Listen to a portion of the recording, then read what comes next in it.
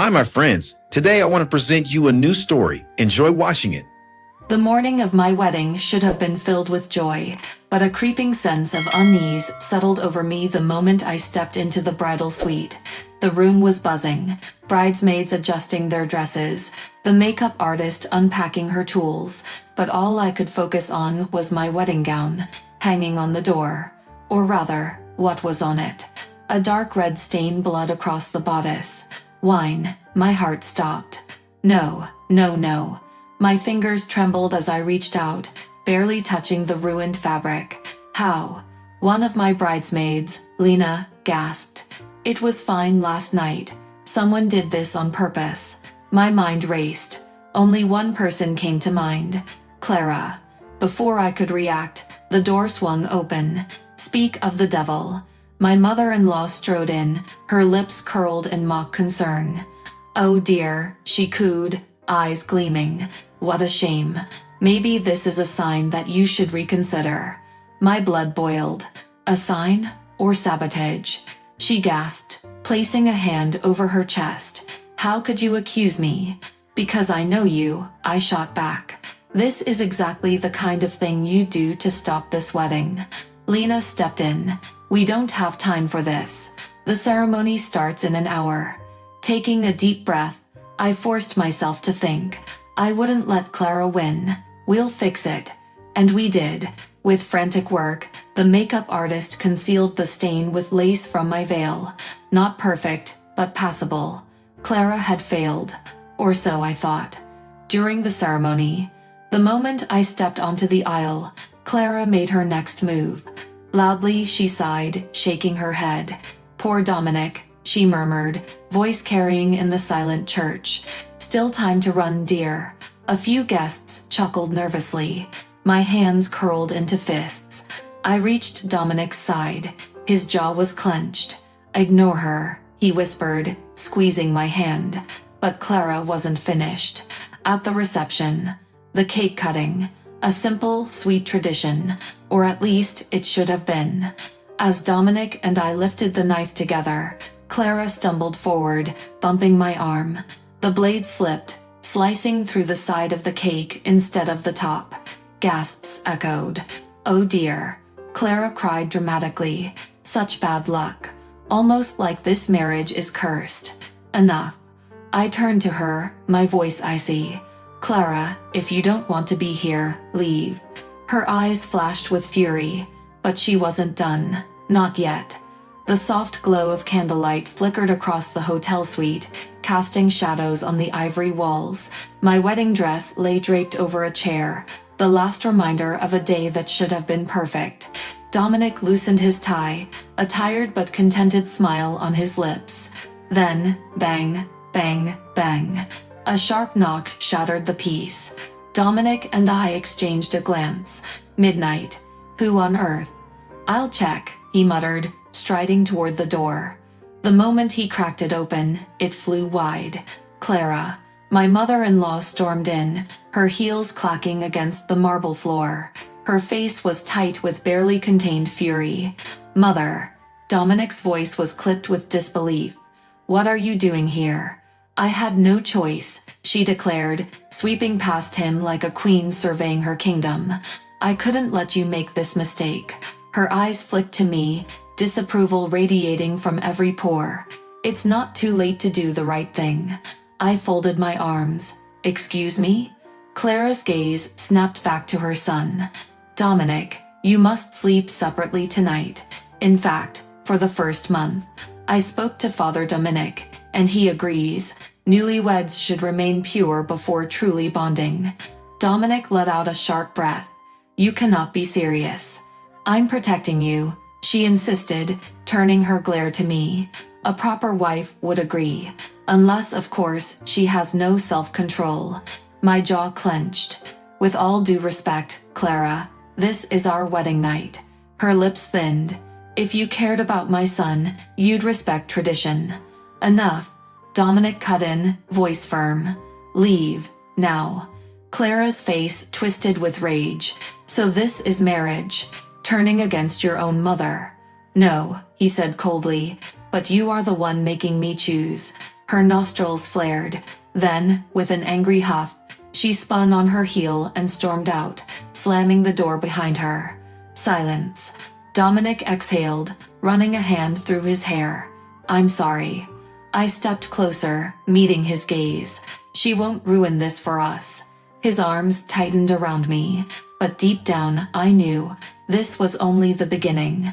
I never imagined that just days after our wedding, we'd be sitting in a lawyer's office, discussing a restraining order against Dominic's own mother. But here we were. Dominic sat beside me, his fingers laced together so tightly his knuckles turned white. Across the desk, our lawyer, Mr. Holloway, adjusted his glasses and skimmed through the documents. This is quite a list of incidents, he muttered, glancing at Dominic. Your mother's behavior, constant harassment, property damage, public humiliation. This is more than enough for legal action. Dominic exhaled sharply. She showed up at our apartment again last night, he said, voice tight with frustration, banging on the door at 2 a.m, demanding I come to my senses and leave my wife. His hand clenched into a fist. I've had enough. I placed a hand on his arm. She's getting worse, Dominic.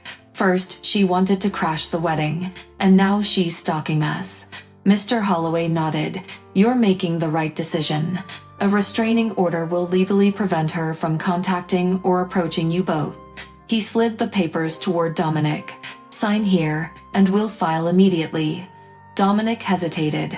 For all the hurt his mother had caused, I knew this wasn't easy for him. But then he met my gaze, and the resolve in his eyes hardened. He picked up the pen. Signed.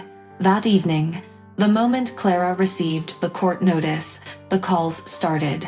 First, polite, then furious, then unhinged. The final voicemail made my stomach twist. You ungrateful little boy. Clara's voice spat through the speaker. You let her turn you against your own mother. I won't let this stand, Dominic. Mark my words. Dominic deleted the message without hesitation. She's lost control over me, and she can't handle it. I wanted to believe that was the end of it. But Clara wasn't finished. The next morning, she filed a false report against Dominic, accusing him of alcohol addiction and erratic behavior. If not for our apartment building's security cameras proving she was the one harassing us, things could have taken a very different turn. I had just finished making coffee when Dominic's cell phone rang. What's wrong? I asked, setting my mug down. He barely blinked. My bank just flagged a suspicious transaction. He exhaled sharply. A withdrawal. A big one. I felt my stomach twist. From your account. His jaw tightened. From an old joint savings account. My heart dropped. We both knew who had access to that account. Clara. Dominic's fingers moved swiftly across his phone. He called the bank, his voice measured but tense. Yes, I need to report unauthorized access to my savings account. No, I didn't authorize that withdrawal. I watched as his expression darkened with every second. She's claiming she had permission. His laugh was hollow. Check the authorization date. That account should have been closed years ago. A pause. Then his eyes flashed with fury. I see. I'll be at the bank in an hour. At the bank. The manager, a short man with a nervous expression, shuffled papers. Mr. Barlow, your mother retained access because... She forged my signature. Dominic interrupted, his voice like steel. The manager hesitated. It does appear irregular. I leaned in. How much did she take? The manager swallowed. $20,000. I sucked in a breath. Dominic's fists clenched. I want an immediate fraud investigation. The manager nodded hastily. We'll launch one right away. And, Mr. Barlow, I must inform you, this isn't the first time. Silence. My pulse pounded. What do you mean? The manager shifted in his seat. We found records of multiple small withdrawals over the past 2 years. He looked apologetic. Your mother has been siphoning money from your account for a long time. Dominic's face hardened. Press charges. I don't care who she is. The aftermath. That evening, Clara called, her voice sickly sweet. "Oh, sweetheart, such a misunderstanding. I just needed a little help." Dominic cut her off. "You stole from me." His voice was ice. "The fraud department has everything. This time, you pay." For the first time, Clara was silent. She knew she had lost. The courtroom was silent as the judge delivered the verdict.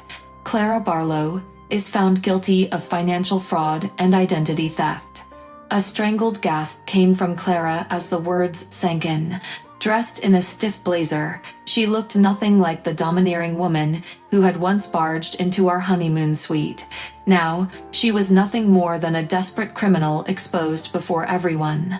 Dominic exhaled beside me, his grip on my hand tightening. The fight was over. The court had frozen her assets, her reputation was in shambles, and she faced years of legal battles. Her so-called friends had abandoned her the moment her schemes unraveled. As we left the courthouse, she lunged toward Dominic, her face twisted with rage. "You did this to me, your own mother." He stepped back, eyes cold. "No, you did this to yourself." Clara's furious expression faltered. For the first time, she saw the truth.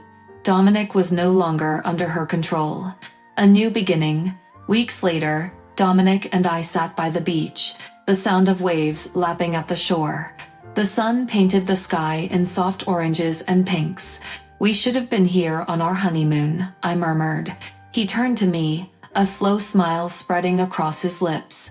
"We are now, and without any uninvited guests." I laughed, leaning into him. Clara was nothing more than a bitter memory now, one that had no place in our future. Friends, what do you think of this story? Write your opinion in the comments. Would you like more stories? Don't forget to subscribe and hit the bell button so you don't miss any videos. See you tomorrow.